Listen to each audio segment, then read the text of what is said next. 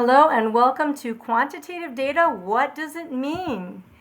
Today we're going to be looking at getting familiar with some basic statistical terms, and then later in this week we're going to be looking at exploring some of the common statistics that we see in the literature and learning how to interpret them and getting more comfortable with being able to do that. So here's my example again. This week we're going to carry on our coffee study just a little bit longer. This time we are looking at how useful could coffee be in helping us be prepared for a test. So we're going to do a study with 45 participants. We're going to set our probability level or our p-value at less than 0.05. So that means there's a less than 5% chance of our results occurring by chance. We're going to set our confidence interval at 95%, and this is what is our confidence that our study results are accurate to within 5% of either side of that probability value. So this is a statistical analysis that says that we're confident that our results are pretty accurate. We're going to be looking at our independent variable, which is coffee drinking. That's going to be a nominal variable. Do you drink coffee? Yes or no? Those are words, not numbers. So it is a nominal variable that divides our study into two groups, coffee drinkers and non-coffee drinkers. And then our dependent variable are your scores on a test. So this would be, let's say, out of 100%. A ratio is that you can do a percent. So out of 100 points or 100%, what is the score that you would get? That's going to be our dependent variable. That's the thing that we hope will change if you drink enough coffee. So first we're going to have some descriptive statistics.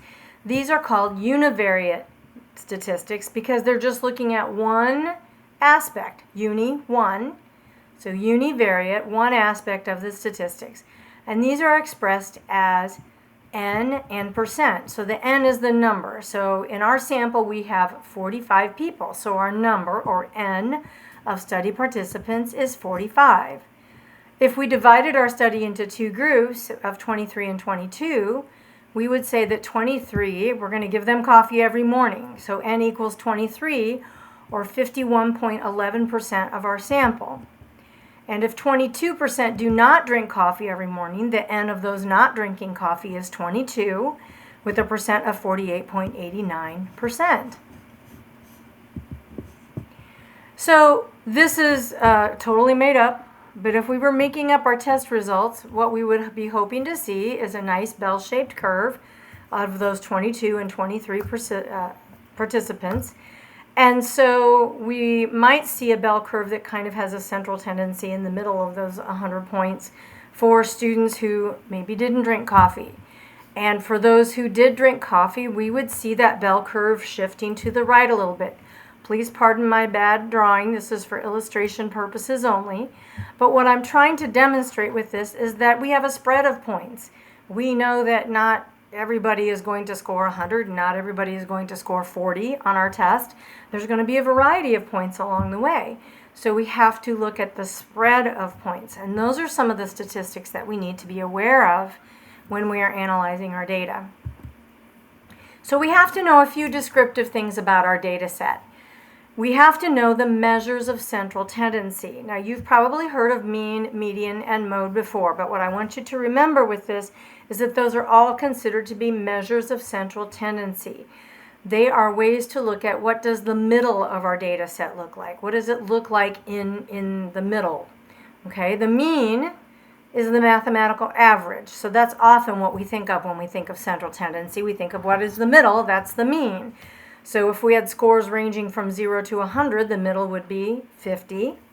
And if we had a mean of 50, then that would actually look like the curve on our left with that nice pretty bell curve. The median is the mathematical half point. So that would be if I laid out all my numbers in a line and I went for the number that was smack dab in the middle of my line, that would be the median. It's not the average, but it's sort of, you might think of it as the visual center of your central tendency. So it is considered a mathematical half point, not the average, but the middle point of all the numbers if they were spread out in a line. The mode is the most frequently occurring value. So this is if you had 70, 80, 80, 80, 90, 90, 90, 90, and 100, our mode would be 90 because that's the number that occurs the most often. Okay?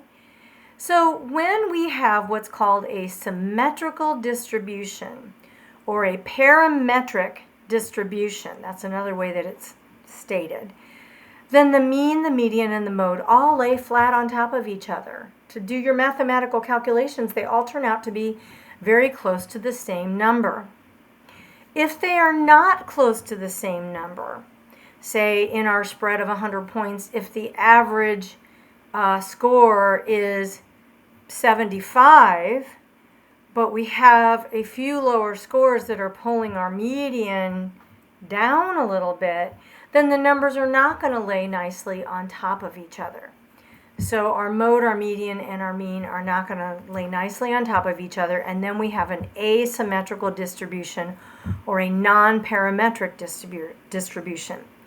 That's important because when it comes to choosing which statistics we're going to use to analyze our data, we have to know if we have a symmetrical distribution or a parametric data set.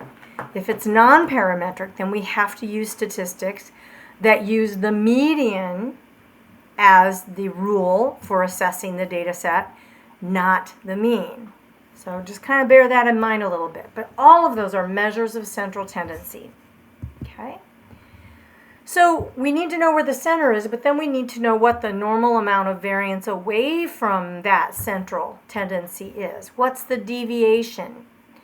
So a standard deviation is the average deviation between the individual scores in the whole distribution and the mean for the distribution.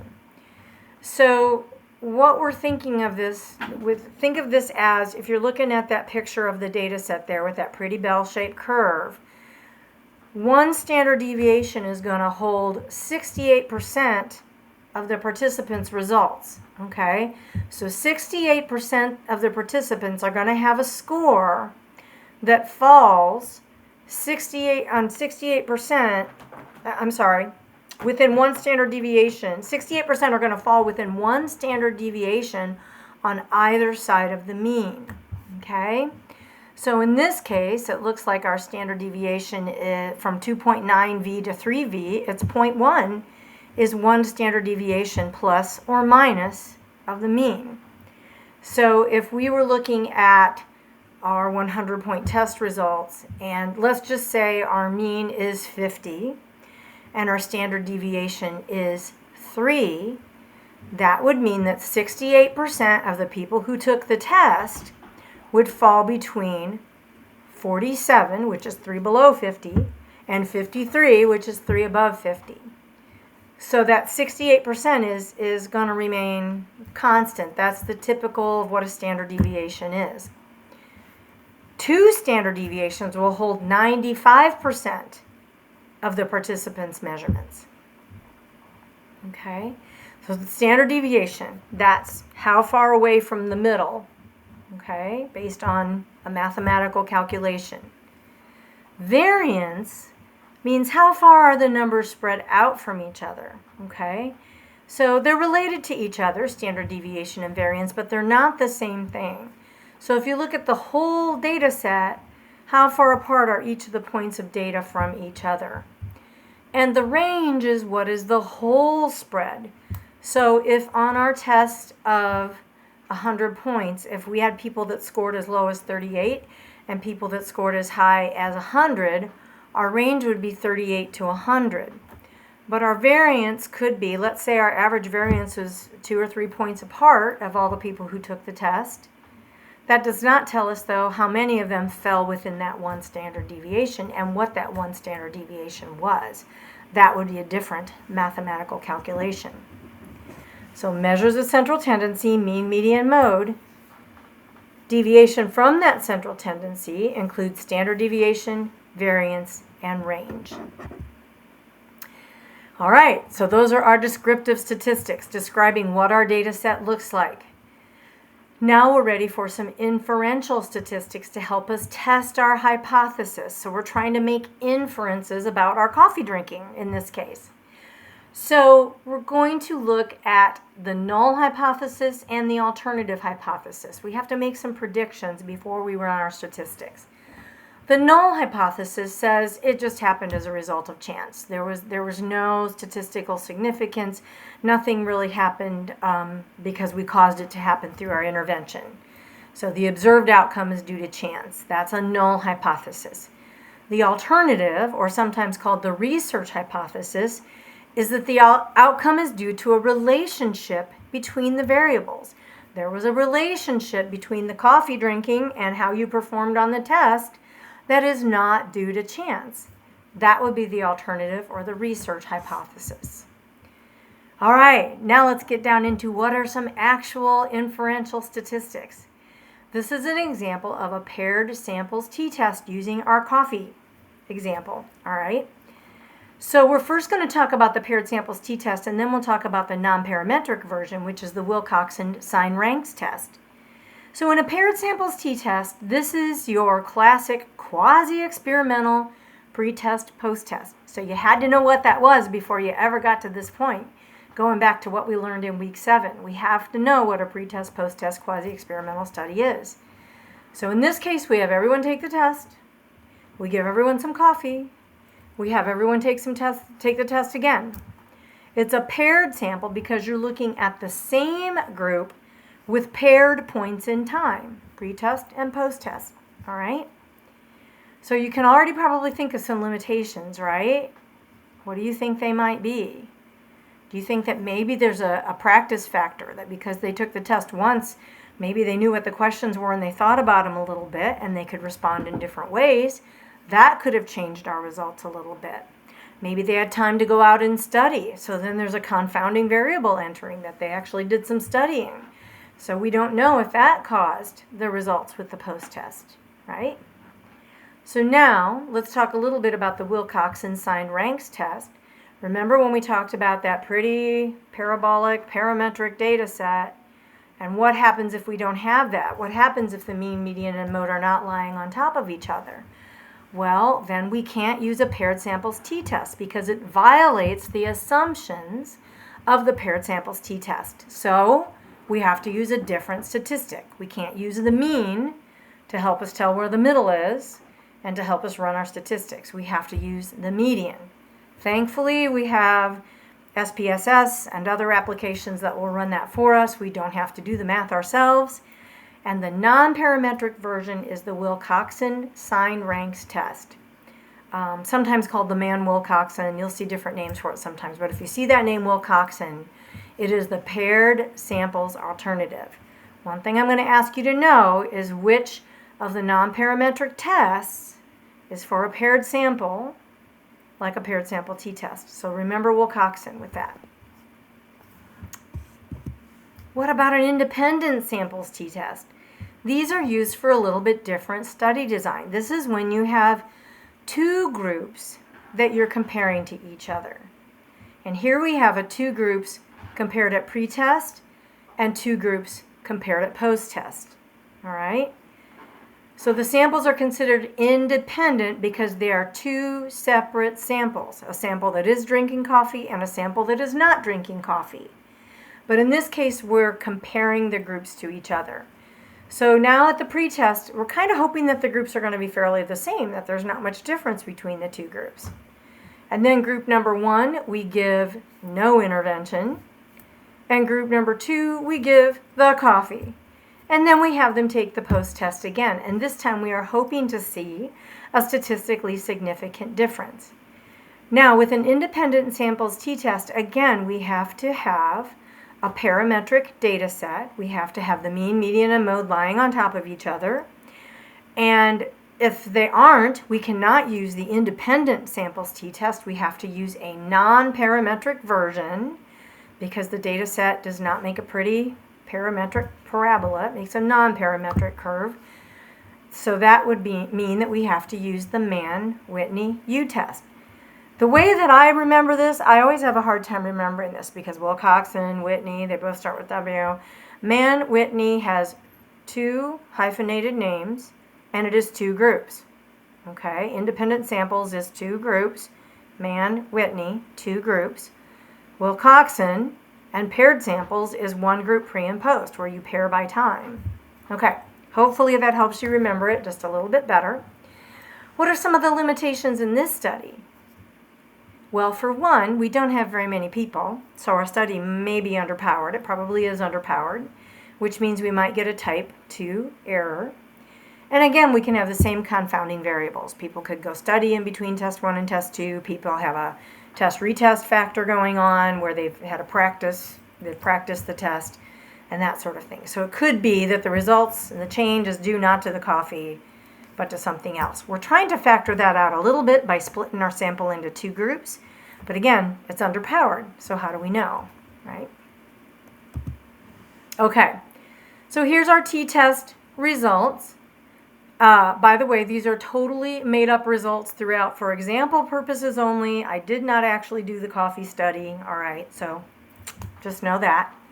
So remember, when we're doing t-test results, whether paired or independent, we're not looking at correlation or causation. We're looking at difference, okay? We're looking at difference between the means. How did these two nominal groups differ from each other based on a ratio scale, okay? So that's where knowing what kind of variables we're using is super important so that we know which type of statistic to use, okay? So here's our pretest comparison, and look at that, 0.89. There's no difference between our groups, and that's our p-value, which we wanted it to be less than 0.05 if the groups were statistically significant. And look at that, at post-test they are. We do see a statistically significant difference at time 2 on the second time we gave the test between the coffee group, the intervention group, and the no coffee group, or the control group, okay? So let's talk about what happens if we had 3 groups at once. Now, I'm definitely going to need more people for this, so I'm going to wait until I have, maybe 3 different cohorts over the course of time. And I'm going to have no intervention, I'm going to have a coffee group, and I'm going to have a study group, okay? So in this case, I said that I have 40 people take the test and then with no intervention take a post-test. 40 people take the test, drink coffee, and then take the post-test. And 40 people take the test, then they have a study group, and then they take the test again. What's going to be our results with this? Using the analysis of variance, different statistical tests, which is basically 3-way or more t-tests, uses t-tests for that. Okay, so the one-way ANOVA, looking at 3 or more groups to 1 independent variable and 1 outcome, or on test scores, okay? A 2-way ANOVA is going to look at 3 or more groups for 2 independent variables. So in this case, maybe I'm looking at adding a different independent variable. Did male and female impact their results? I don't know why it would, but it was a choice that I made. I said, I want to look at that. What if I was looking at 2 different outcomes, test scores and a self-rated test anxiety scale? So I'm also doing a test anxiety outcome.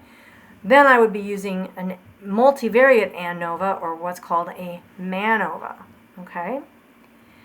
Now, if my data set were not parametric, then I would be using Kruskal-Wallis to do the comparison. And it's basically running a similar comparison to an ANOVA using the medians instead of the means to compare the different groups. Okay, that's our non-parametric test if our data set is non-parametric. How do you tell that? We'll be looking at that next semester. Okay, we have statistics for that. We don't have to figure that out for ourselves. All right, so here's our 3 groups, and if we just eyeball it, we look at the different means. At the post-exam, the study group got a 98.4. Good for them. That's pretty darn good, right? The coffee group got an 82.1, and the no coffee group got a 79.3. So we're seeing some differences, and we can kind of eyeball it and say, well, the biggest difference looks like it's between the study group and the coffee group. But how do we know for sure? We do see that it's significant because our p-value, p is 0.002, which is less than 0.05. So we did hit statistical significance. But where's the difference? How can we report on the difference besides just eyeballing it and saying, well, yeah, they look different from each other? How do we know, like, say, between the no coffee and the coffee group, is that statistically significant? This is where we have to do a post hoc Bonferroni correction. And you just need to say that a few times because it's such a fun word to say that, having an Italian name in there makes you sound really smart. Doing a post hoc Bonferroni correction to see where the difference lies between groups. All right. A couple other statistics that we use. An ANCOVA, which is an analysis of covariance. So this is a little bit fancier statistic, and it lets us look at the scores of 3 groups, but rule out the effect of variances in scores from the pretest. So maybe the coffee group scored a little higher than the other groups on the pretest, and we want to rule out that factor. So instead of running an ANCOVA, we would run an ANCOVA test. But now, if I'm looking at multiple dependent variables, such as the test scores and the self-test rating of rating of test anxiety, then I'm going to use a multivariate ANCOVA or a MANCOVA, okay? Just to kind of introduce you to what these little bit fancier statistics are. I included a slide set from Bondoc in the course site, so you can find that on the Brightspace course site. It is from AOTA, and it is a slideshow that was created to explain statistics, especially inferential statistics. So it's a great study guide. I really recommend looking over that Bondoc slide deck to help you as a study guide. There's a great example on there. All right, let's set aside what we did on how things differed from each other. All the statistics that we've looked at so far have told us how do different groups, based on a nominal variable or a categorical variable, how do these differ from each other? Now we are looking at how are they possibly similar to each other. And now instead of categorical or words, we're looking at scales. We're looking at how does the numbers on scale 1 correlate with the numbers on scale 2. So the most common of these, the one that runs with parametric statistics, is the Pearson's correlation, or sometimes called the Pearson's R, or the Pearson product moment correlation. You may have heard that before. Why they give them all different names, I don't know, because statistics. But when you see that name Pearson, you know that you're talking about how much are things like each other. Now remember, correlation is not causation. It's the old ice cream thing, right? Ice cream and murders. When ice cream sales go up, murders go up. Does one cause the other? No, they are correlated because they both occur when it's hot outside. More murders occur when it's hot outside, and more people eat ice cream when it's hot outside. So there's sort of an intervening variable there. Okay. But we're looking at, do they go up in the same direction? So this would be a positive correlation. Or as one goes up, does the other go down? Does it make like an X on the graph? And that would be a negative correlation. The R value is what represents that correlation. The closer the R value is to 1 for a positive correlation, or -1 for a negative correlation, the stronger the correlation will be. Now, Spearman's rho is the non-parametric correlation test that is used in some cases. For example, if our data are not parametric or if we have a small data set. But Spearman's rho is also one that's often used. So if you see Spearman's rho, you know that it is also a correlation. Do these numbers go together? Does one go up and the other goes up? Does one go up as the other goes down? Okay. So correlational statistics could be used in our coffee example to look at if people who study more hours do better on test score. Is there a positive correlation between the number of hours that you study and how strong is that correlation? So what's your hypothesis? What do you think? Like, as you study more hours, would your score go up on your test? Anecdotally, it seems like it would be, but how would we test that out? How could we set it up as a study? All right, a couple other kinds of statistics, again from the Bondoc slide deck. Predictions, we have to use regressions for. Regression statistics are used to predict the levels of another variable. So can we predict who's going to have a stroke based on the length of time they have uncontrolled blood pressure? Yes, that is something that we can do. Can we predict someone's potential for falling based on their length of hospital stay, obesity, and comorbidity? So we've got several variables involved. Can we predict whether or not they're going to fall based on those things? Now, linear regressions always look at numbers, right? Scales, ratios. Logistic regression is a type of statistics that we can use when the outcome is nominal. So instead of like number of falls, what if we wanted to say yes or no? They fell or they didn't fall. So a categorical, and that would be dichotomous, right? They fell or they didn't fall. That's when we would use a logistic regression. So it would basically predict the odds. What are the odds can we predict associated with the presence of the outcome? What are the odds that this person is going to fall based on these factors that they have going on in their lives? Okay. A multinomial logistical regression is used when there's more than two categorical outcomes. So if we wanted to say, let's see, I'm trying to think of what we could do with the falls. Multinomial logistical regression: fell, didn't fall, partially fell, or fell with injury. So we could add a different category there. There is such a thing as a partial fall, like where you sit down hard.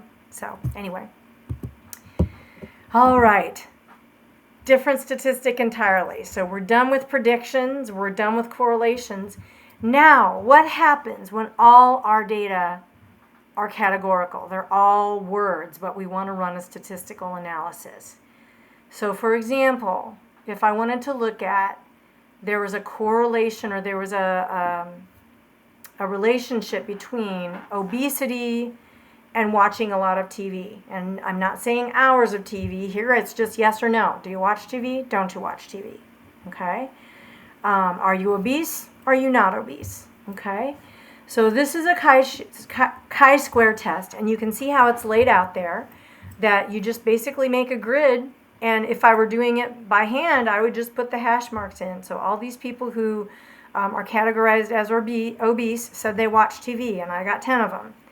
People who are not obese and watch TV, there were a couple of them. Again, made up data, okay? People who don't watch TV and are obese, there were 3 of them. And people who don't watch TV and are not obese, there were 10 of them, okay? So if we have a really small sample size, or samples that are not equal in size, like I have a group of 10 and a group of 30, then I have to use the Fisher's exact test in place of a chi-square. So just FYI, if you see Fisher's exact, think of it, oh, that's a chi-square for when the groups are not equal in size, okay? Chi-square is then reported with n, the number, and the p-value. So the percent of whether or not this would have occurred by chance. Okay, don't let this scare you. This is a table, or a kind of a grid that helps us decide which statistic we should use. This is just to help us think about what we have to know in order to decide which statistic we're going to use. We need to know what type of measurement we're doing, what type of scale we're doing. Is it categorical, nominal, or dichotomous? Are we using words? All those are words, okay? Dichotomous means the same thing as binomial. There's 2, okay? Is it rank or ordinal? Is it like a Likert scale, or is it like good, better, best? It's a rank order. There might be words to it and a ranking, but there's not necessarily the same distance between item 1 and item 2 on our scale, okay? And parametric. So the parametric is when we have interval, ratio, scale, and it creates that pretty bell curve, which we figure out by using SPSS to run the statistic for us to tell us whether or not our data set is parametric, okay? So if we're simply looking at one sample, there are statistics we would use for that. We don't do that very often. We're usually comparing things. So here's our 2 sample. If we have 2 samples, sample A, group A with the coffee, group B without the coffee, and then we wanted to have a categorical or nominal, this would be like pass the test or didn't pass the test. So if we had 2 groups that we were comparing, we would use a regular chi-square. Okay, that's in that first box under 2 sample independent samples, x squared. But if it's paired samples, we're looking at the same group pre and post, paired samples, we would use McNemar's chi-square, a little bit different. If we did a Likert scale, let's say how anxious were you doing during the test? A little bit, medium, a lot. Okay? For that rank ordinal scale compared with the coffee drinkers and non-coffee drinkers, we would have to use our Mann-Whitney U if we had 2 separate groups, coffee drinkers and not coffee drinkers, or the Wilcoxon match pairs. By the way, there's a typo. I did not make the table. Wilcoxon is spelled with an O, not an I, there at the end. So Wilcoxon match pairs or sign ranks, that one is used for our paired samples, so it's all one group, and we did a pre-test, post-test, and now we want to compare that Likert scale. We want to compare the pre and post on the Likert scale, okay? But if we're doing test scores, if we are looking at actual ratio numbers and we have a parametric data set, then we can use a t-test. Independent samples, we would use the t-test between groups, okay? So that would be our independent samples test, and we would use a paired samples t-test or t-test within groups if we're doing the pre and the post. If we have more than 2 groups, then we're going to need to move on over to our ANOVA tests. Okay, there's several of those. And if instead of looking at differences between groups, we wanted to compare how, as one thing went up, the other thing went up, like as you drink more cups of coffee, did you do better on the test? We would have to use our Pearson's R for parametric and interval, or if it's rank order or non-parametric, we would use our Spearman's rho. So that's just a kind of in a nutshell. If that made you glaze over, just kind of study it for a little while. Try to hang with that just a little bit, because it's a handy little memory thing to have, is to look at this table. All right, I have a couple of slides here where you can look at these in practice. See if you can figure out what they were running and what they meant by reading this section of the both the methods section and the results section. Okay, so here's one study, here's a second study, and this one uses a logistic regression. So you can pause the slideshow and puzzle over that a little bit and see if you can get the answer to that, and we will work on those in class as well. In summary, we have to know our types of variables. There are descriptive statistics that tell us about our data set, both its central tendency and the variance within the data set. And then we have our inferential statistics that let us compare means to see how different the data sets are, or correlational to see how alike the data are. We also had a few examples of statistics that are used for prediction and also for controlling for the effect of extraneous variables with covariance. Can you read those better now that you've gone through all of those? Do you understand the statistical analysis just a little bit better when you read about it? I hope that you can. Thanks for listening.